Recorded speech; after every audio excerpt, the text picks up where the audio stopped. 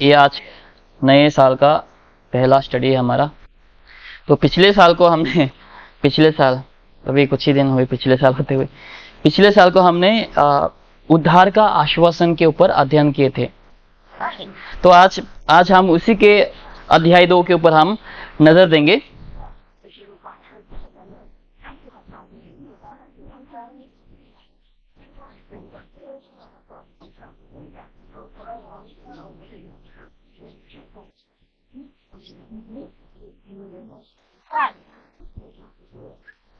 ठीक है, कौन आए? मोसेस। Okay okay.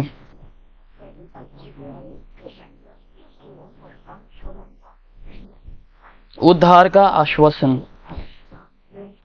तो पिछले साल में हमने कहीं कुछ वचनों को हमने देखे थे।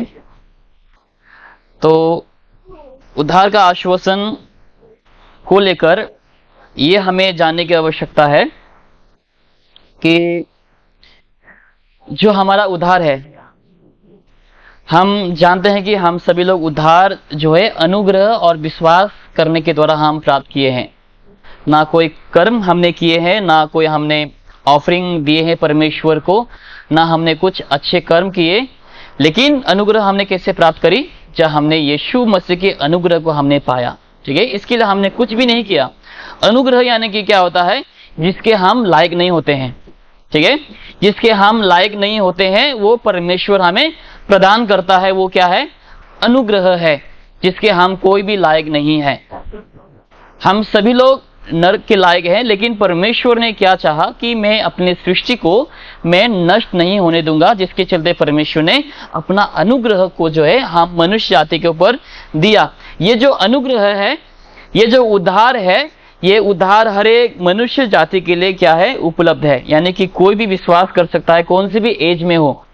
ठीक है, कौन सी भी एज में हो, एज यानी कि चाहे वो पुराना नियम में हो, चाहे वो चर्च एज में हो, चाहे वो आने वाले जो समय होंगे, जैसे कि जो हम ट्रिब्यूलेशन देखते हैं, उस दौरान में भी जो है सभी लोग अनुग्रह के द्वारा ही उद्धार पाएंगे। कौन सा भी ऐसे एज नहीं जहां पर आपको काम करके आप उद्धार पाएंगे। ऐसा कौन सा भी समय नहीं था या फिर आने वाला है ऐसा जिस समय में लोग काम के द्वारा उद्धार पाएंगे, ऐसा नहीं है। सब लोग अनुग्रह के द्वारा ही क्या पाएंगे?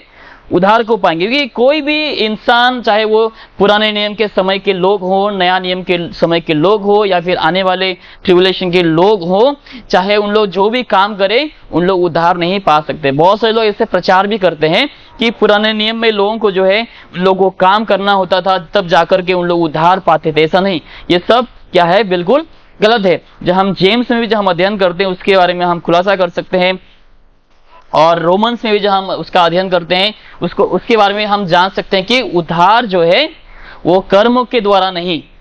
ठीक है, उद्धार जो है कर्म के द्वारा नहीं, उद्धार अनुग्रह और विश्वास करने के द्वारा ही हम क्या करते हैं? पाते हैं। आइए हम एक वचन को गौर करेंगे। Ephesians chapter 2 verse number 8 and 9।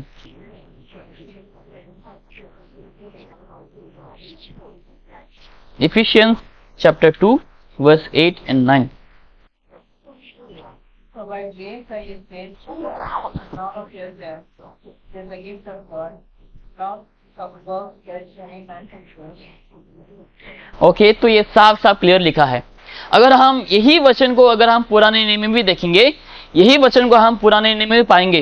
पुराने नियम अगर हम यशाया में देखते हैं, अगर हम जेरेमिया में देखते हैं, वहां पर भी क्या लिखा है कि हमारे अच्छे कर्म गंदे छितरे के समान है। राइट, गंदे छितरे के समान है। यानी कि कोई भी मनुष्य, जैसे हम पिछले संडे को शायद संडे को हमने जब प्रचार सुना, पास्टर ने क्या बोला? जब हम अपने आप को परमेश्वर से कंपेयर करेंगे तो हम अपने आप को देख पाएंगे।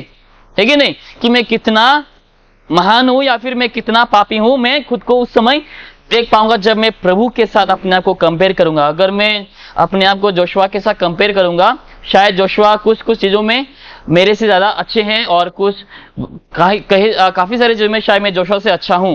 तो अगर मैं खुद को जोशुआ से कंपेयर करूंगा, मुझे लगा नहीं भाई ये चीज में तो मैं ज्यादा बेहतर हूं। इसका मतलब मैं क्या हूं? जोशुआ से बेहतर हूं और अच्छा इंसान हूं, धार्मिक इंसान हूं। अगर मैं मनुष्य से इस प्रकार का कंपेयर करूंगा, तुलना करूंगा खुद को, तो मैं हमेशा अपने आप को क्या पाऊंगा? बेहतर ही पाऊंगा। लेकिन अगर मैं अपने आप को परमेश्वर से कंपेयर करूं, तुलना करूं, तो हमेशा मैं अपना को क्या पाऊंगा पता है? बहुत छोटा और पापी मैं खुद को पाऊंगा और खुद को मैं दुष्ट पाऊंगा, क्योंकि परमेश्वर का जो प्रकाश, परमेश्वर का जो पवित्रता, उसके सामने जब हम खड़े होंगे उस समय हम बहुत छोटे दिखेंगे और हम एक दुष्ट और मूर्ख, हम पापी साबित हो जाएंगे परमेश्वर के सम्मुख जब हम आएंगे। इसलिए लिखा है कि हमारे जो अच्छे कर्म, धार्मिकता है, वो सब परमेश्वर के सामने गंदे चित्र के समान है। परमेश्वर हमारे अच्छे कर्म से खुश नहीं होता। परमेश्वर किससे खुश होता है? विश्वास है, राइट? जहां हम हिब्रूज चैप्टर 11 वर्स नंबर 6 में हम देखते हैं, वहां पर क्या लिखा है कि परमेश्वर विश्वास के द्वारा क्या होता है? प्रसन्न होता है, कर्मों के द्वारा नहीं। क्योंकि हमें लगता है कि अगर मैं अच्छे काम करूं तो परमेश्वर शायद खुश हो जाएंगे। नहीं, अगर मेरे काम के दौरान अगर मैं विश्वास नहीं रखता, ठीक है, जब मैं कुछ प्रभु के लिए कर रहा होता हूं, अगर उसमें मेरा कोई विश्वास नहीं, वो क्या है? वो व्यर्थ है, नो यूज। इसलिए लिखा है, राइट? जब हम रोमियो में हम देखते हैं, वहां पर लिखा है कि अगर हम ऐसे कौन से भी काम करें जिसमें कोई विश्वास नहीं हो, यहां तक कि जब भी हम खाना भी खाते हैं, यहां तक कि जब हम खाना खाते हैं उसमें भी अगर हमारे अंदर विश्वास ना हो, वो क्या है? वो पाप है। ठीक है, तो हम ऐसा नहीं सोचना चाहिए कि हम कर्मों के द्वारा परमेश्वर को खुश कर पाएंगे। नहीं, जब हम काम करते हैं प्रभु के लिए, इसलिए इफिशियंस 2:10 में लिखा है कि हमें अच्छे कर्म करना चाहिए, लेकिन जब हम अच्छे कर्म करते हैं, हमारे उसके कर्म के साथ साथ विश्वास भी होना चाहिए। अगर हम विश्वास के बिना कर्म करते हैं, वो क्या हो जाएंगे? वो व्यर्थ हो जाएंगे। आइए हम एक वचन खोलेंगे, समय यशाया में जाएंगे हम, आइज़ाया चैप्टर 45।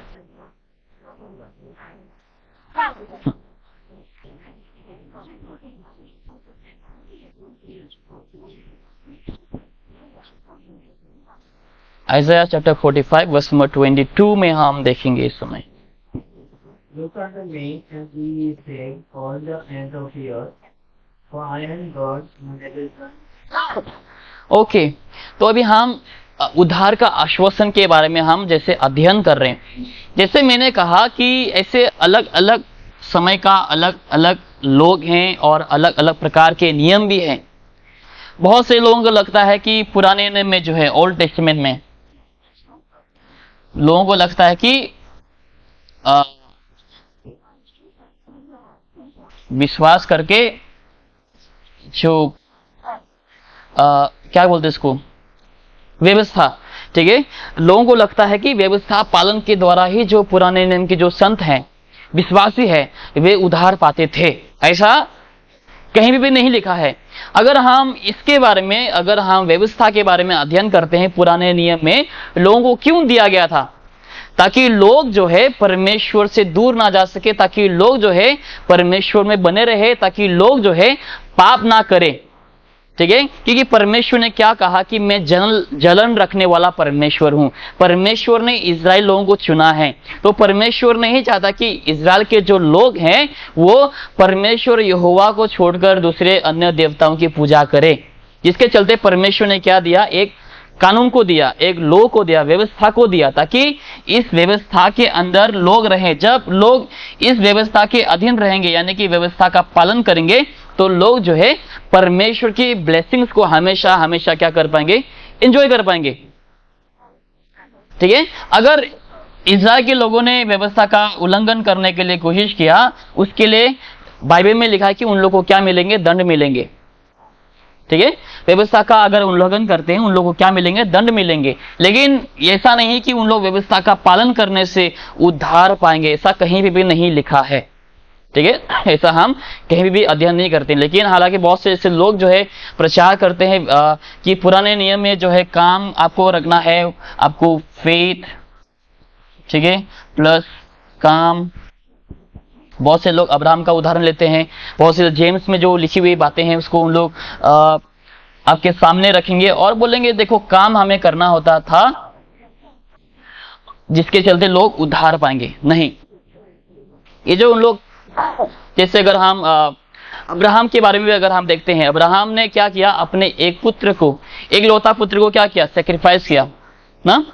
परमेश्वर ने क्या कहा अब्राहम से कि तुम अपना एक जो लौता पुत्र इसहाक को क्या करो? तुम सैक्रिफाइस करो। लेकिन जब अब्राहम ने अपना बेटा आइजक को सेक्रीफाइस करने के लिए लेके गया, अब्राहम ने वाकई में अपने जो बेटा है, जो इसहाक है, उसको नहीं मारा। मारने से पहले परमेश्वर ने क्या किया, अब्राहम के जो विश्वास को परमेश्वर ने उस समय देख लिया। ठीक है, इसका मतलब ये नहीं था कि परमेश्वर नहीं जानता था कि अब्राहम के अंदर वो विश्वास है कि नहीं, विश्वास था कि नहीं, लेकिन ये अब्राहम के लिए भी खुद के फायदे के लिए था कि जब अब्राहम ने अपना बेटा को सेक्रीफाइस करने के लिए लेके गया, जब अपना हाथ को एक छुरी लेकर जब मारने पर ही था, परमेश्वर ने क्या किया, उस समय स्वर्गदूत के द्वारा उसको रोक दिया।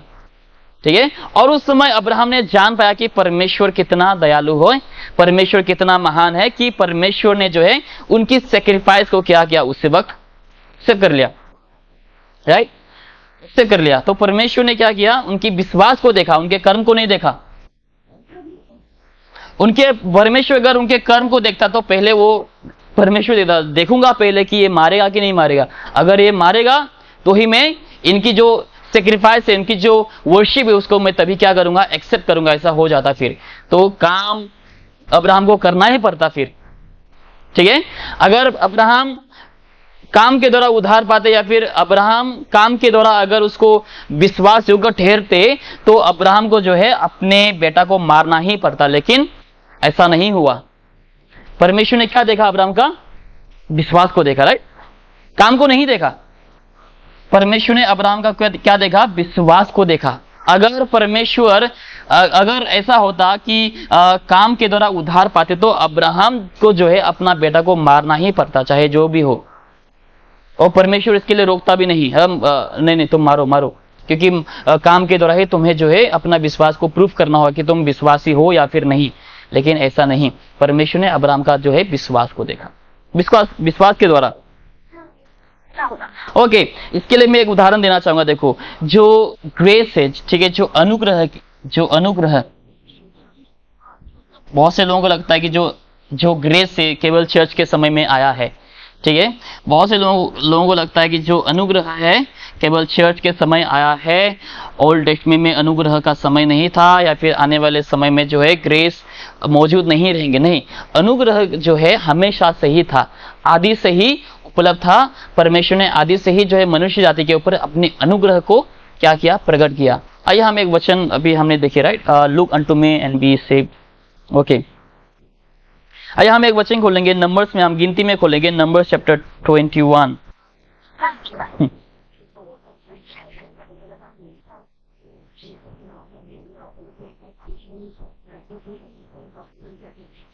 Numbers 21, verse number 5.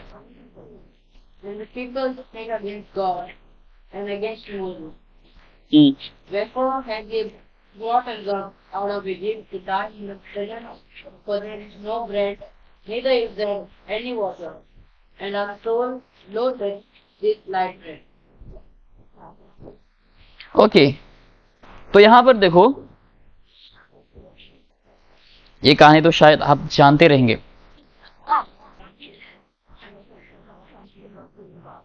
हिंदी में एक बार पढ़ दीजिए कोई, अगर किसी को। इसलिए परमेश्वर के विरुद्ध बात करने लगे और मूसा से कहा, तुम लोग हमको मिस्र से जंगल में मरने के लिए क्यों ले आए हो? यहाँ न तो रोटी है और न पानी, और हमारी प्राण इसकी कमी रोके से है। ठीक है, मनुष्य जाति कभी संतुष्ट नहीं रहते हैं, हमेशा उन लोग शिकायत करते हैं, कंप्लेन करते हैं, ये है वो है। देखो, पर जब इज़राइल लोगों ने, ठीक है, जब इज़राइल के लोगों ने दुहाई दी, रोए, प्रार्थना किए, उस समय परमेश्वर ने लोगों की आहट को, लोगों की दुहाई को क्या किया, उस समय परमेश्वर ने सुना, है कि नहीं? तब परमेश्वर ने मूसा को भेजा, मोसेस को भेजा, ताकि परमेश्वर मोसेस के द्वारा लोगों को क्या कर सके, इजिप्ट से बाहर लेकर के आ सके। और यहाँ पर देखते हैं, जब परमेश्वर ने इन लोगों के सारे जरूरतों को पूरा करते हैं, मानना प्रोवाइड करते हैं, हेवनली फूड करते हैं, उन लोगों को मांस चाहिए बोलता है, परमेश्वर ने मांस प्रोवाइड किया। उन लोगों को पानी की जरूरत है, परमेश्वर ने उन लोगों को पानी भी दी। ठीक है, रात के अंधेरे के समय परमेश्वर उन लोग के साथ जो है एक लाइट का खंभा बन करके उन लोग के साथ साथ चला। परमेश्वर ने समुद्र को 2 भाग किए। बाइबल में लिखा है कि उन लोग के जो कंबले हैं वो भी ना बदबू आते थे, ना उन लोग के चप्पलें फटते थे। 40 साल तक चलते रहे, उन लोग के चप्पल क्या नहीं हुए, पतला नहीं हुआ, घिसा नहीं, टूटा नहीं। लेकिन हम जब 1 साल तक हम जब चप्पल पहनते वो क्या हो जाता है, टूट जाता है। लेकिन देखिए उन लोग के चप्पलें तक जो है सही सलामत थे। इतने सारे परमेश्वर ने चमत्कार पे चमत्कार, चमत्कार पे चमत्कार करने के बावजूद लोगों ने क्या किया, परमेश्वर के ऊपर क्रोधित हुए, परमेश्वर का विरोध किया। परमेश्वर का जो जन है, मूसा है, जो मोसेस है, उसके खिलाफ बोले, परमेश्वर के खिलाफ बोलने लगे। तब परमेश्वर ने क्या किया, देखो वर्ष नंबर 6। अतः यहोवा ने उन लोगों में से 7 वाले सांप भेजे जो उनको डसने लगे और बहुत से इस्राएली मर गए। ठीक है। इसलिए देखो हमें कभी भी परमेश्वर का जन यानी कि जो परमेश्वर का भक्त होते हैं, जो परमेश्वर का जो सेवक होते हैं, जो पासवान होते हैं, जो प्रभु के लिए काम करते हैं, उनके खिलाफ हमें कभी क्या नहीं करना चाहिए, कभी बोलना नहीं चाहिए। अगर हम ऑलविन ने भी एक बार प्रचार किया था पास्टर के बारे में, एप्रिसिएशन के बारे में, जहां पर एक स्त्री ने जो है मूसा के खिलाफ कुछ अनाप शनाप बोल दी थी। उसके बाद क्या हुआ, वो कोड़े की बीमार में वो क्या हो गई, फंस गए। जब उस स्त्री ने परमेश्वर के दास मूसा के बारे में कुछ अनाप शनाप बोल दिए, उसके विरुद्ध बोलने लगे, परमेश्वर ने क्या किया, उसको दंड दिया। इसलिए हमें क्या करना चाहिए, हमेशा हमारे पासवान के लिए या फिर जो परमेश्वर के काम करते हैं, सेवकाई करते हैं, उनके विरुद्ध बोलने के बजाय हमें क्या करना चाहिए, उनके लिए प्रार्थना करनी चाहिए। ठीक है, उनके लिए प्रार्थना करना चाहिए, उनकी सेहत के लिए प्रार्थना करना चाहिए, उनकी फैमिली के लिए दुआ करनी चाहिए। उसके खिलाफ बोलना नहीं चाहिए, उनके पीठ पीछे नहीं बोलना चाहिए पास्टर ऐसा है वैसा है। चाहे पास्टर जैसा है, वो भी मनुष्य है, राइट। पास्टर लोग भी इंसान होते हैं, परमेश्वर के सेवक लोग इंसान होते हैं, उन लोग के द्वारा भी गलतियां होती है। इसका मतलब ये नहीं कि वो 100% सिद्ध होने चाहिए, ऐसा नहीं। वो भी मनुष्य है, वो भी गलतियां करते हैं, वो भी गिरते हैं, वो भी उठते हैं। परमेश्वर ने क्षमा करते हैं, परमेश्वर ने उन्हें फिर से उठाते हैं, चलाते हैं, उनको सहायता करते हैं, मदद करते हैं।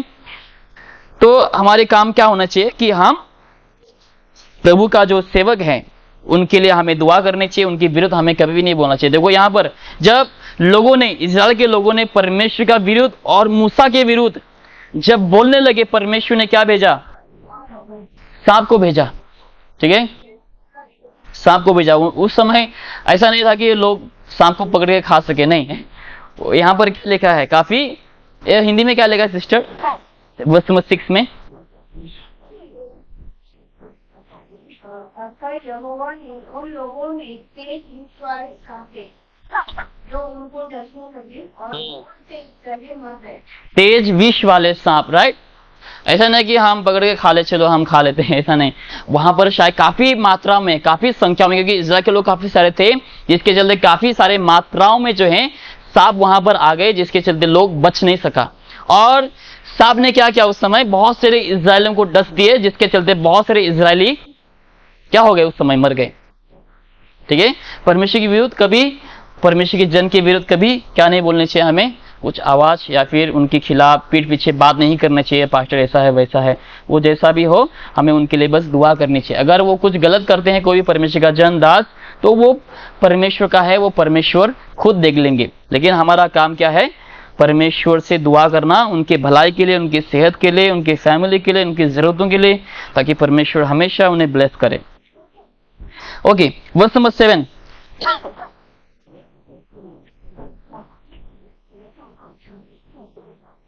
Therefore the people came upon the river. We have sinned, for we have spoken against the Lord. We came to thee. Pray unto the Lord that he take away the suffering from us. देखो ये ऐसा होता है, जो पासवानों का जो हृदय होता है, ठीक है, पासवानों का हृदय कैसा होता है, बहुत नरम हृदय वाले होते हैं। और क्योंकि विश्वासी लोग जो है काफी सारे समय ठेस पहुंचाते हैं पासवानों के हृदय में, उन लोगों के विरुद्ध बोलते हैं। लेकिन पास्टरों का मन कैसा होता है, जैसे बहुत सारे बच्चे लोग जब उन लोग कुछ गलतियां करते हैं, उन माँ बाप के हृदय कैसे होते हैं उस समय, जब बच्चे गलती करते हैं और माँ बाप के पास आते हैं, बाद में माँ बाप से उन लोग क्षमा मांगते हैं। उस समय माँ बाप क्या करते हैं, क्षमा करते रहा, या फिर घर से लात मार के भगा, जा तुम्हारी और कोई जरूरत नहीं इस घर में, तुम हमारे और औलाद नहीं रहे, ऐसा तो नहीं बोलते, राइट? माफ करते हैं। जब उन लोग सिंसियरली जब माफी मांगते हैं, क्या करते हैं? माँ बाप जरूर से माफ करते हैं। तो देखो यहाँ पर मूसा भी वैसा हो गया। पहले मूसा के विरुद्ध उन लोगों ने काफी अनाप शनाप बोले, काफी घिनौने बातों को कहे, लेकिन उसके बावजूद जब लोगों ने आया, क्षमा मांगा कि हमने आपके विरुद्ध, परमेश्वर के विरुद्ध हमने पाप किया, उस समय क्या क्या मूसा ने, तुरंत पता है, प्रार्थना किया परमेश्वर से। ऐसा नहीं कि मुझे नहीं करना है भाई, तुम लोग भुगत, तुम लोगों को किसने बोला ऐसा बोलने के लिए, तुम लोगों को किसने बोला ऐसा हमारे विरुद्ध बोलने के लिए, मेरे विरुद्ध बोलने के लिए, अभी तुम लोग भुगत, तुम लोग मर, सांप डसने दो, तुम लोग जो भी हो, जैसे भी हो, तुम लोग खुद जानो। ऐसा नहीं किया, लेकिन मूसा ने क्या किया? उस समय प्रभु से प्रार्थना किया। देखो, प्रभु से जब प्रार्थना किया तो परमेश्वर ने भी क्रोधित नहीं रहा। परमेश्वर भी लोगों के, जो उन लोगों ने क्षमा मांगा, उसको परमेश्वर ने देखा और उन लोगों के ऊपर क्या दिया? अनुग्रह को दिया। कैसे दिया हम देखते हैं, वर्स नंबर 8। यहोवा ने मूसा से कहा, जैसे विश्व वाले सांप की प्रतिमा बनवाकर कमरे पर रखा, तब जो सांप से डरता हुआ वो देख ले, वह जीवित बचेगा। ओके, तो यहाँ पर परमेश्वर मूसा से कहता है, मोसेस से कहता है कि तुम एक पित्तल के, ठीक है, एक पित्तल के जो पित्तल का एक क्या बनाओ, तुम एक सांप बनाओ, ठीक है, एक पित्तल का तुम क्या बनाओ? सांप बनाओ। और परमेश्वर मूसा से कहता है कि उस सांप को तुम एक खंबे के ऊपर रख, ताकि जो कोई भी डसा हुआ व्यक्ति, ठीक है, जिसको सांप ने डस लिया है, उन लोग जब उस खंबे के उस सांप के ऊपर देखेंगे, उन लोग क्या पाएंगे? उस समय सांप के जहर से आजाद या फिर मुक्त हो जाएंगे, या फिर उन लोग बच जाएंगे, उन लोग नहीं मरेंगे, ठीक है। तो वही परमेश्वर का अनुग्रह देखो उस समय लोगों के ऊपर रहा, ठीक है। आज भी परमेश्वर का अनुग्रह कैसा है? उस समय परमेश्वर ने मूसा के द्वारा एक सांप को बनवाए, राइट, लेकिन आज परमेश्वर ने कलीसिया के समय में क्या बनवाए? एक क्रूस को बनवाए, यानी कि प्रभु यीशु मसीह जो है क्रूस पर, इस सलीब पर क्या किए? अपने आप को कुर्बान किए। उस समय जैसे लोग ये सोच लो सांप है, ठीक है, जब लोगों ने इस सांप के ऊपर देखा, उस पोल के ओर देखा, इस खंबे की ओर देखा, इस पित्तल के सांप की ओर देखा, लोग उस समय बच गए। चाहे सांप जितना भी जहरीला हो, चाहे कोबरा हो, किंग कोबरा हो, कौन सा भी सांप हो, लोग उस समय क्या हो गए? उस समय सांप के जहर से बच गए और लोग जीवित हो गए। तो उसी प्रकार से परमेश्वर ने जैसे अनुग्रह किए, आज कलीसिया के समय में भी देखो परमेश्वर ने जो है हमारे श्राप को परमेश्वर ने क्रूस पे क्या कर दिया? हमेशा हमेशा के लिए खत्म कर दिए। जब कोई व्यक्ति, इसलिए लिखा है ना यशायाह चैप्टर 45 वर्स नंबर 22 में कि तुम मेरी ओर देखो तो क्या हो जाओगे? तुम उद्धार पाओगे। अगर कोई पापी व्यक्ति यीशु की इस क्रूस की ओर देखते हैं, वो क्या होता है? आज के समय में वो बच जाता है, वो जी उठ जाता है। मरा हुआ इंसान वो जो है वो क्या हो जाता है? वो जी उठता है। इसलिए यीशु ने कहा, मार्था और जो उनके फैमिली, जो क्या नाम, लाजरस के फैमिली से, उनकी बहनों से क्या कहा यीशु ने कि जो कोई मुझ पर विश्वास करेगा वो मरकर भी क्या होंगे? वो जीवित रहेंगे, क्योंकि मैं ही क्या हूं? पुनरुत्थान हूं, राइट। मैं ही जीवन हूं और मैं ही पुनरुत्थान हूं। जो मुझ पर विश्वास करे वो मरकर भी क्या हो जाएंगे? वो जिंदा हो जाएंगे, वो जीवित हो जाएंगे। इसलिए यीशु कहता है कि तुम मेरे ओर देखो तो तुम बचोगे। ओके, तो देखो उस समय परमेश्वर ने काफी सारे लोग जो परमेश्वर के विरुद्ध गए, परमेश्वर के जन के विरुद्ध गए, उन लोग सांप के डसने के द्वारा बहुत से लोग मर गए। लेकिन जिन लोगों ने क्षमा मांगे, ठीक है, बिना क्षमा के तो हम माफी कभी भी नहीं पाएंगे, चाहे वो ओल्ड टेस्टामेंट में हो, चर्च की एज में हो, या फिर आने वाले जो समय होंगे उस समय में भी लोग जो है बिना क्षमा मांगे कभी क्षमा को नहीं पाएंगे। तो जब लोगों ने क्षमा मांगे, जब रिपेंट हुए, तब जाकर के परमेश्वर ने अपने अनुग्रहों को लोगों के ऊपर दिया, और एक बार मौका दिया जीने के लिए, बचने के लिए। परमेश्वर ने और एक बार अपना अनुग्रह को लोगों के ऊपर क्या किया? भेज दिया। ओके, तो ये रहा परमेश्वर का अनुग्रह, चाहे वो ओल्ड टेस्टामेंट हो, न्यू टेस्टामेंट हो, या फिर आने वाले समय का समय हो। ओके, आइए हम और एक वचन की ओर गौर करेंगे, gospel of John. Yes sister. Yes yes. हाँ, गॉस्पेल ऑफ जॉन चैप्टर 1।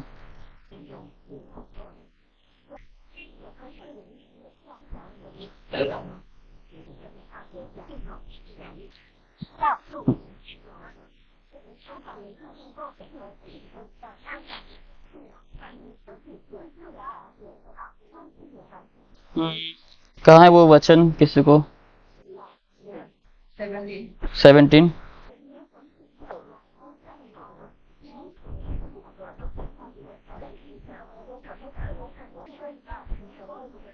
या कोई एक बार पढ़ देंगे, Hindi English. was given by Moses, was great and pronunciated by Moses. Okay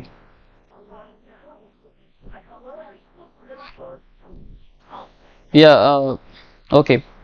तो यहाँ पर क्या लिखा है कि जो नियम है, राइट, नियम यानी कि जो जो 10 क्या बोलते हैं उसको, व्यवस्था, जो 10 व्यवस्था दी गई थी वो मूसा के द्वारा दी गई, लेकिन जो अनुग्रह और सच्चाई जो है वो किसके द्वारा आया? प्रभु यीशु मसीह के द्वारा आया। तो जैसे सिस्टर का क्वेश्चन क्या है कि राइट, जैसे कि जो अनुग्रह, राइट, ग्रेस एंड ट्रूथ जो है वो यीशु के द्वारा आया, और जो लॉ है वो किसके द्वारा आया? मोसेस के द्वारा आया। तो सिस्टर का क्वेश्चन ऐसा कि मतलब अनुग्रह इस समय नहीं था, राइट? हाँ, okay. Okay, let me give you one verse, Bible verse. Wait.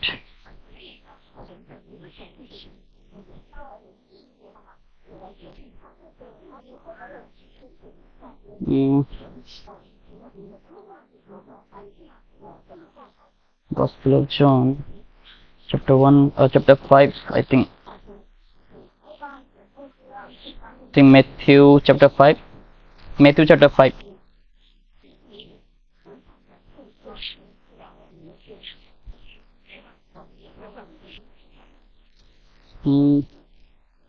Gospel of Matthew chapter 5.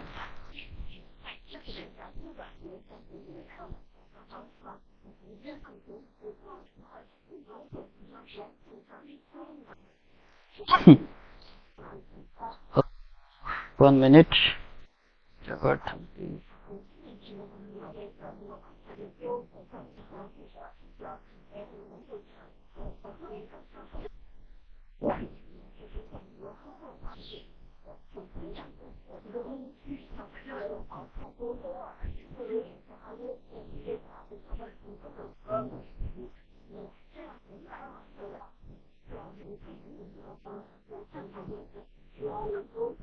Okay, verse number 17 and 18.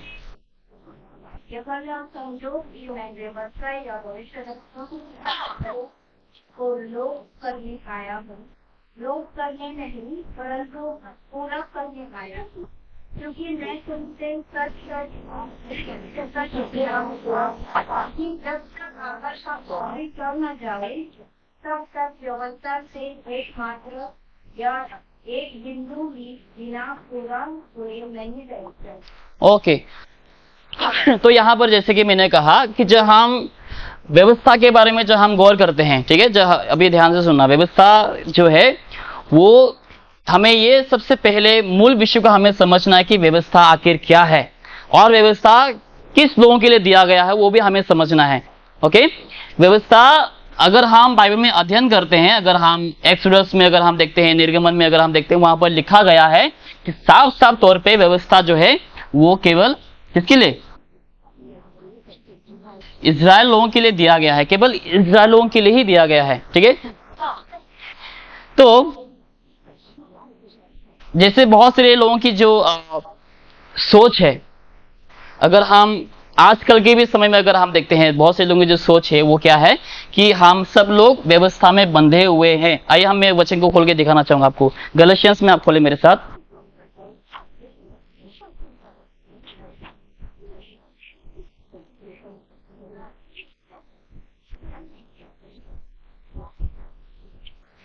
Galatians chapter 3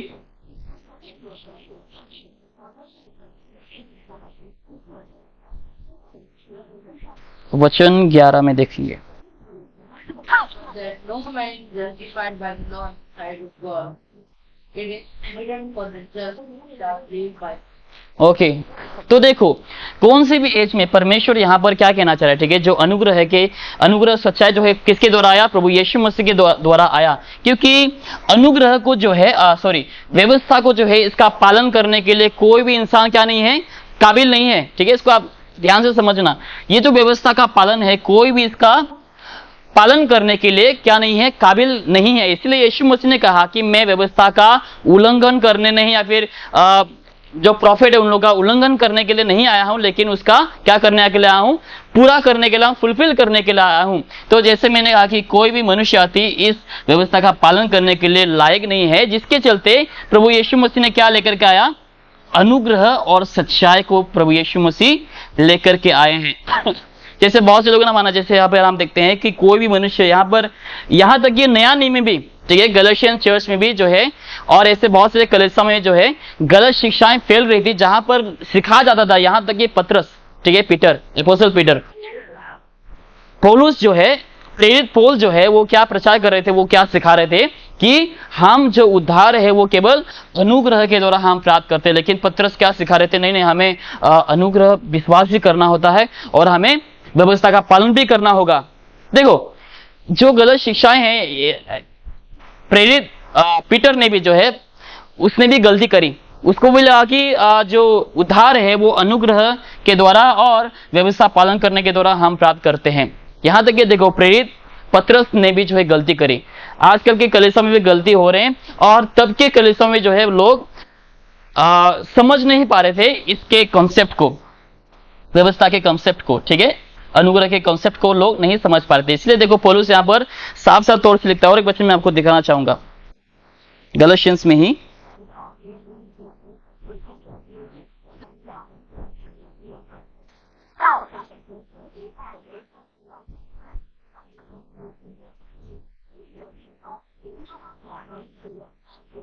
काश मैं अपना पुराना बाइबल लेकर के आता।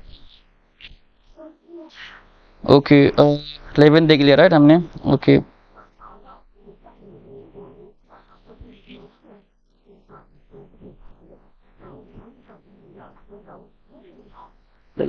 हाँ 21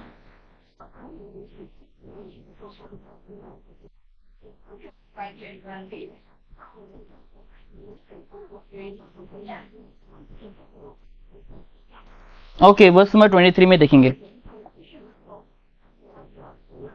But before faith came, we were kept under the law, shut out unto the faith which should afterward be revealed.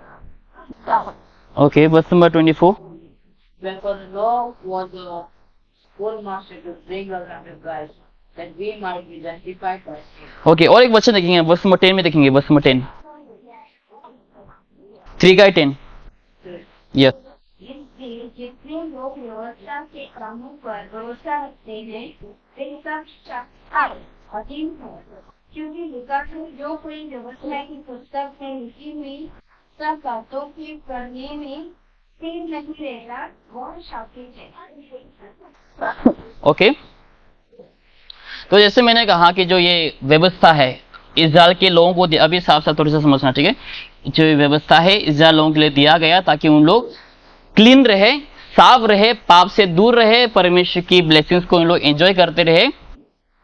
और जैसे मैंने एक उदाहरण भी दिए है नंबर्स में, जैसे हमने देखे नंबर्स 21 में, वहां पर परमेश्वर ने अपने अनुग्रह कैसे दर्शाया।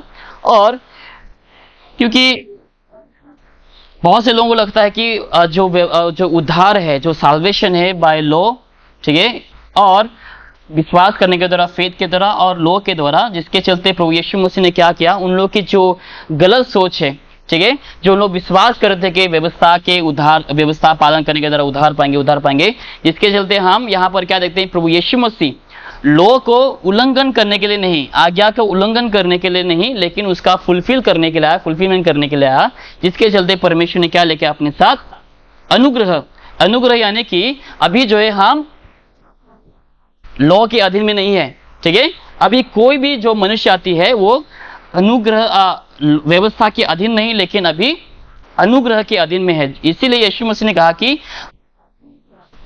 अगर कोई अनुग्रह के अधीन में है वो क्या नहीं, अभी और व्यवस्था का अधीन में नहीं रहेंगे। जो कोई भी अनुग्रह में आएंगे वो व्यवस्था के अधीन में क्या नहीं होंगे अभी, और नहीं आएंगे, क्योंकि व्यवस्था के द्वारा क्या होता है, देखो व्यवस्था के द्वारा क्या होता है, अभी हमने वर्स नंबर 10 में देखे, For as many as are of the works of the law are under the curse, for it is written, Cursed is everyone that continueth not in all things which are written in the book of the law to do them.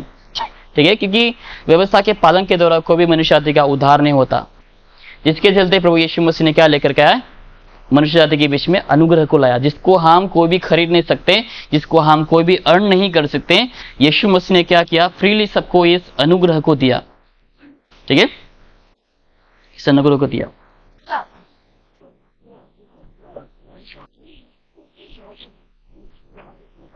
तो वचन कहाँ गया? Yes, Old Testament also that is the only place where grace was to the Israelites, right? In the time of no, even in the Genesis also, we'll see that. Come to Genesis.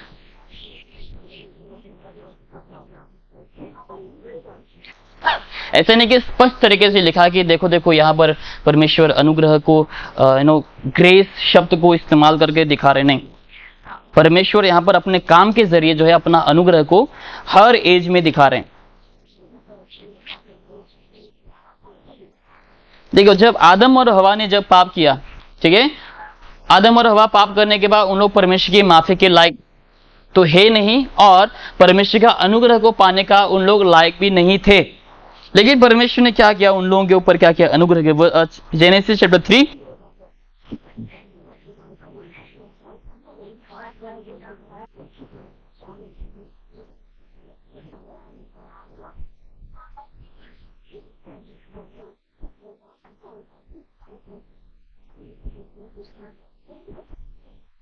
Verse number 22 से हम देखेंगे। Verse number 22,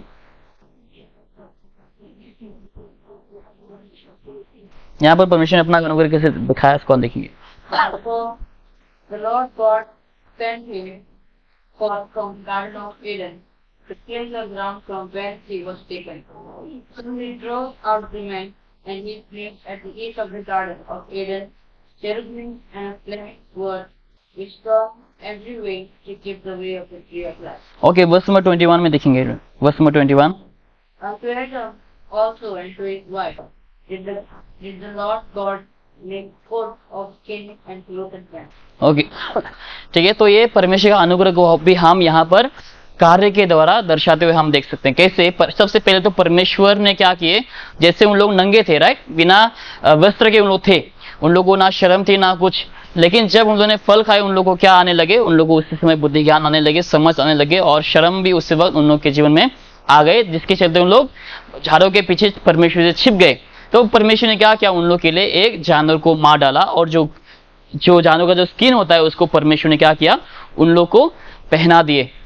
ठीक है, ये परमेश्वर का अनुग्रह। और एक परमेश्वर का अनुग्रह वर्स नंबर 22 में जब हम देखते हैं, यहाँ पर क्या लिखा है, verse number 22, and the Lord God said, behold the man is become as one of us to know good and evil, and now lest he put forth his hand and take also of the tree of life and eat and live forever। यानी कि परमेश्वर ने अभी यहाँ पर क्या अनुग्रह किया, देखो, अगर उन लोग तो अभी पाप में आ चुके हैं अच्छे और बुरे फल को खाने के द्वारा, अगर उन लोग ट्री ऑफ लाइफ जीवन का फल को भी अगर उन लोग खा लेंगे तो क्या हो जाएंगे पता है, उन लोग हमेशा हमेशा के लिए क्या हो जाएंगे, जीवित तो रहेंगे, अमर हो जाएंगे, और पाप में ही हमेशा हमेशा के लिए रह जाएंगे। जिसके चलते परमेश्वर ने क्या किया, इस बगीचा से परमेश्वर ने क्या किया, उन लोग को भगा दिए, उन लोग को हटा दिया, ताकि उन लोग जीवन के फल को ना खा सके। अगर जीवन के फल को खा लिए उन लोग हमेशा हमेशा के लिए पाप में ही उन लोग रहेंगे, कभी उन लोग पाप से बाहर निकल के नहीं आ पाएंगे, उन लोग का उद्धार नहीं होगा। पर मनुष्य जाति जो है हमेशा हमेशा के लिए पाप में रह जाते हैं। इस चीज के चलते परमेश्वर ने जीवन के फल की रक्षा करते हुए और लोगों को बचाते हुए क्या किया, परमेश्वर ने आदम और हवा को दोनों को बगीचा से हटा दिए। परमेश्वर का अनुग्रह है मनुष्य जाति के ऊपर। ओके, तो हम जेनेसिस से लेकर हम हर एज में हम परमेश्वर का अनुग्रह को हम देख सकते हैं कार्य के द्वारा। ठीक है, कार्य के द्वारा। तो दूसरा कोई और हम वचन ऐसा नहीं पा रहे जहां पर परमेश्वर ने स्पेसिफिकली कहा कि मैं अपना अनुग्रह को दिखा रहा हूं, नहीं, लेकिन हम हर जगह में हम परमेश्वर के कार्य के द्वारा हम परमेश्वर का अनुग्रह को हम मनुष्य जाति के ऊपर देख सकते हैं।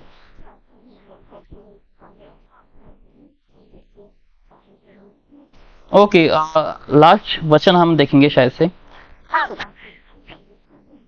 Gospel of John, not gospel, epistle of John chapter 1 John chapter 3।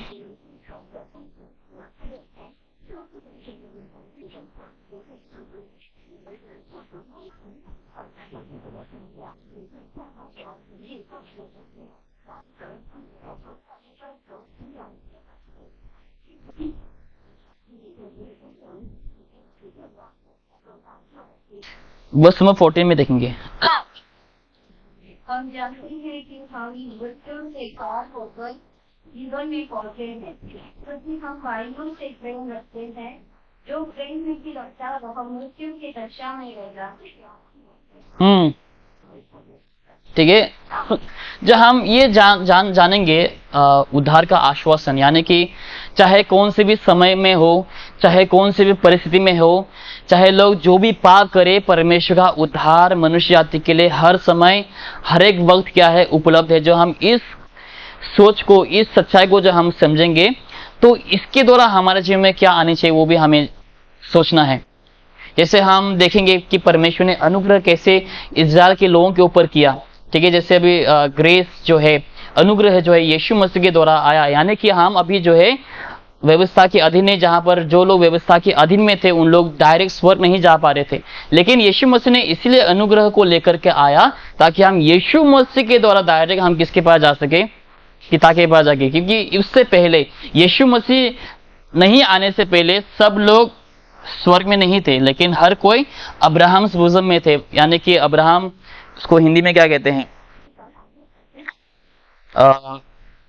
Abraham के गोदी में। हाँ ठीक है, अब्राहम बोझम में थे, अब्राहम की गोदी में हर कोई यीशु के लिए अपेक्षा करे थे। इसलिए यहाँ पर लिखा कि ग्रेस, अनुग्रह जो है यीशु मसीह के द्वारा आया, जिसके चलते चलो यीशु के ऊपर विश्वास करेंगे कि यीशु ही सच्चा मार्ग और जीवन है, उन लोगों को क्या मिलेंगे, अनंत जीवन, और उन लोग सीधा कहाँ पे पहुंचेंगे, पिता के पास। लेकिन जो लोग व्यवस्था के अधीन में थे पहले, क्योंकि उन लोग यीशु मसीह का लहू बहाना जरूरी था, जिसके चलते लोग अब्राहम बोझम में सब लोग थे यीशु के अपेक्षा में। जब यीशु ने अपने आप को कुर्बान किया, यीशु मसीह का पुनरुत्थान हुआ, 40 दिन बाद जब यीशु स्वर्ग में गए, उसके बाद हम देखते हैं, पहले भी हमने अध्ययन किया, जब यीशु मसीह मरा 3 दिन और 3 रात के बीच में क्या हुआ, कैसे यीशु मसीह ने, कब यीशु मसीह ने लोगों को जो है स्वर्ग में लेके गया, और कैसे कैसे लेके गया। अब्राहम से बोझम में जो लोग अपेक्षा कर रहे थे यीशु के लिए, उन लोगों को भी यीशु मसीह ने कैसे लेकर के गए, उसके बारे में हमने भी पहले देख चुके हैं।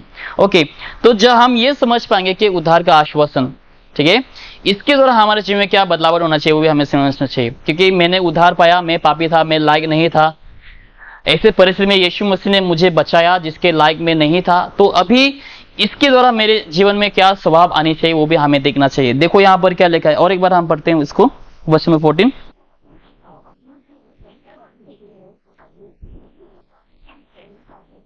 First John chapter 3 verse number 14। Yes, जानते हैं कि हम मृत्यु से पार होकर जीवन में पहुंचे हैं, क्योंकि हम भाइयों से प्रेम रखते हैं।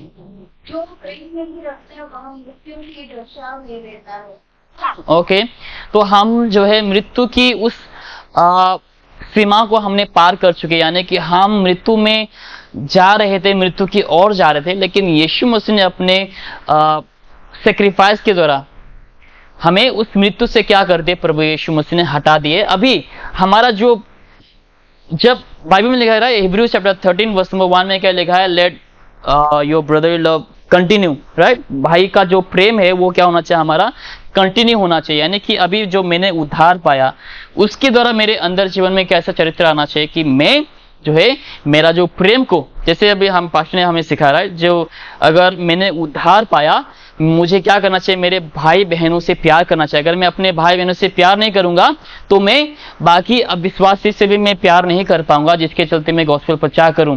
अगर मैं अपने भाई बहनों से प्यार ना करूं, अपने परमेश्वर से अगर मैं प्रेम ना करूं, तो मैं पापियों से प्यार नहीं कर पाऊंगा, जैसे यीशु मसीह ने पापियों से प्रेम किया। अगर मैं यीशु से प्रेम रखूं, अगर मैं अपने भाई बहनों से प्रेम रखूं, क्या होगा पता है, हमारे अंदर पापियों के लिए क्या जागेंगे पता है, प्यार जागेंगे। पापियों के लिए एक बर्डन आ जाएंगे हमारे जीवन में कि मुझे लोगों को शुभ समाचार बताना है, मुझे लोगों को यीशु मसीह के बारे में बताना है। जब तक हम हमारे भाई बहनों से, जब तक हम यीशु से मोहब्बत नहीं करेंगे तब तक हम क्या नहीं कर पाएंगे, हमारे जो पापी भाई बहन हैं उन लोगों को हम सब गॉस्पेल शुभ समाचार नहीं बता पाएंगे। नहीं तो क्या हो जाएंगे पता है, हमेशा कहते हैं खड़े रहेंगे, हम ऐसा करते रहेंगे बस, ठीक है, आगे हम नहीं बढ़ पाएंगे। क्योंकि हम बस ऐसे अगर हम हमेशा करते रहेंगे, अगर हम किसी के पास जाकर यीशु मसीह को नहीं, यीशु मसीह के बारे में नहीं बताएंगे, किसी के घर में जाकर हम अगर किसी को यीशु मसीह के बारे में नहीं बताएंगे तो उसका कोई लाभ नहीं है। केवल सैटरडे को जाकर ऐसा ऐसा करते रहना, ऑब्वियसली वो काम करेंगे, लेकिन हमें क्या करना है, अपने आप को क्या करना है, हमें डेवलप करना है। ऐसा नहीं कि हम हमेशा खड़े रहकर ऐसा ही करते रहें, ऐसा ही करते रहे, ऐसा नहीं, हमें अपने आप को डेवलप करना है। हमें भाइयों बहनों से प्यार करना है, परमेश्वर से प्यार करना है, तो हमारे अंदर क्या आ जाएंगे पता है, ऑटोमेटिकली पापियों के लिए प्यार जागेंगे, जिसके चलते हम संसार के हर कोने पे जाकर हम यीशु मसीह के बारे में हम लोगों को बता पाएंगे। ओके, तो आज के लिए हम बस इतना ही रखेंगे। आने वाले हफ्ते में हम और आगे जाकर के हम अध्ययन करेंगे। परमेश्वर हम प्रत्येक को आशीष करें।